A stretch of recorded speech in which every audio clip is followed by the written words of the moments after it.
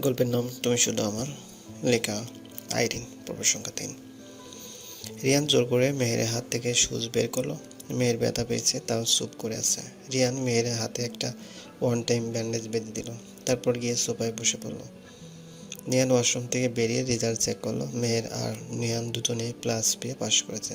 এটা নিয়ে দুজনকে বলল, তাহলে আমরা আবারও সেম।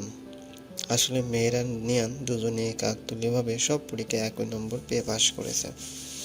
অনেকে বলেছে একসাথে বসার কারণে দুজনেই সেম লিখেছে, তাই তাই টিচার্সরা ওদের দুজনকে আলাদা বসাতো, তারপরও তাদের রেজাল্ট সেম আসতো। কিছুক্ষণ পর মেহের ঘুমিয়ে গেল। তখন রিহান নিহানকে বলল, তুই বাড়িতে চলে যা, আমি এখানে আছি, কিছুক্ষণ রেস্ট নিয়ে আবার আসছিস। নিহান আসছে বলে চলে গেল। নিহান চলে যেতে রিহান মেহেরের মুখের দিকে তাকিয়ে আছে। কিছুক্ষণ পর মেহেরকে নড়াচড়া করতে দেখে রিহানে হুঁশ আসলো। নিজেই বিড়বিড় করে বলছে, এই মেয়ে কি আমাকেও জাদু করেছে নাকি? শুধু চেয়ে থাকতে মন চায়। অথচ এই মেয়ের জন্য এতদিন আমি আমার পরিবার থেকে আলাদা ছিলাম। এখন থেকে এই মেয়ের দিকে আর তাকাবো না, আর এই মেয়ের সাথে ভালোভাবে কথাই বলবো না। তাহলেই সব আমার আগের মতো হয়ে যাবে। একটু পরে মেহেরের ঘুম ভাঙলো। রিয়ানকে একা দেখে ওর আবার অসুস্থ হচ্ছে। চারপাশে তাকিয়ে নিহানকে খুঁজলো, না পেয়ে রিহানকে জিজ্ঞেস করলো, নিহান কোথায়? রিহান মেহেরের মুখে নিহানের নাম শুনতে কেন যেন রিহানের রাগ লাগছে। সারাক্ষণ শুধু নিহান আর নিহান। এখানে যে রিহান নামক একজন সুপুরুষ আছে, সেটাকে মেহের দেখতে পায়নি। রাগের মাথায় বলেই ফেলল, এত নিহান নিহান করো কেন? আমার জীবন নষ্ট করেছো, এখন কি আমার ভাইয়ের জীবনটাও নষ্ট করবে?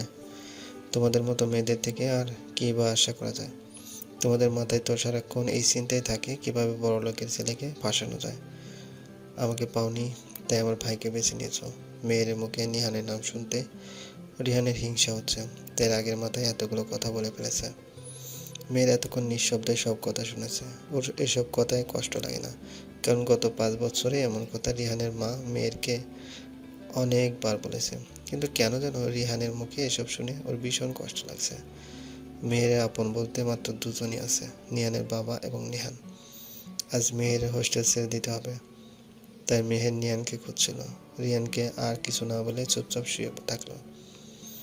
এদিকে রিহান রাগের মাথায় তো এতগুলো কথা বলে ফেলেছে, কিন্তু এখন ওর অপরাধ বোধ হচ্ছে।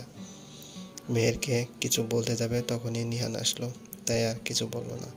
নিহানকে দেখে মেহের বলল, আমাকে রিলিজ দেবে কখন?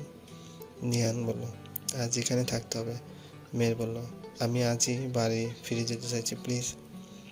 নিহান অনেকবার বলা সত্ত্বেও মেহের হসপিটালে থাকতে রাজি ছিল না। এমনকি হসপিটাল বিলও মেহের দিয়েছে। অবশেষে মেহেরের জেদ এর কাছে হার মেনে নিহান রিলিজ করিয়েছে মেহেরকে।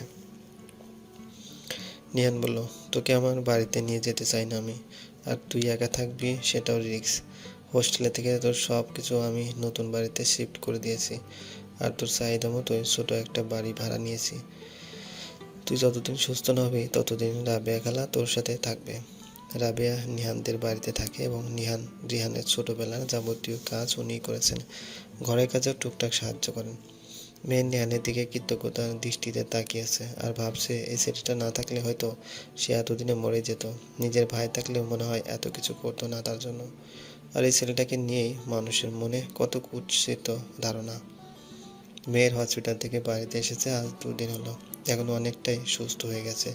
নিহান আর রাবেয়া খালার যত্নে সুস্থ না হয়ে উপায় নেই। অন্যদিকে রিহানের চোখে মেহেরের চেহারাটাই ভাসে। রাতে ঘুমোতেও পারে না ঠিক মতো। মেয়েরকে নিয়ে ভাবতে ভাবতে তার সারা রাত কেটে যায়। আবার মনে মনে বলে, মেয়েরকে যদি স্ত্রী হিসেবে মেনে নেয় তাহলে কি খুব বেশি ক্ষতি হয়ে যাবে? তারপর নিজের চিন্তাভাবনায় নিজেই বিরক্ত হয়। রিহান ভাবছে, সেদিন মেহেরের সাথে মিসবিহেভিয়ার করেছে, তাই অপরাধবোধ থেকে মেহেরকে নিয়ে বারবার ভাবছে। এসব কিছুতে সে বিরক্ত হয়ে সিদ্ধান্ত নিয়েছে মেহেরকে গিয়ে সরি বলবে। তখন আবার চিন্তা করে, সরি বললে তো অহংকারী মেহেরের দাম বেড়ে যাবে, তাই সে বলতেও পারছে না। রাত 2টো বাজে। আজও রিহানের চোখে ঘুম নেই। অনেক ভেবে সিদ্ধান্ত নেয় মেয়েটাকে চুপি চুপি দেখে আসবে, তাতে কেউ জানবেও না, আর তার চোখে বারবার মেয়েটার চেহারা আসবে না।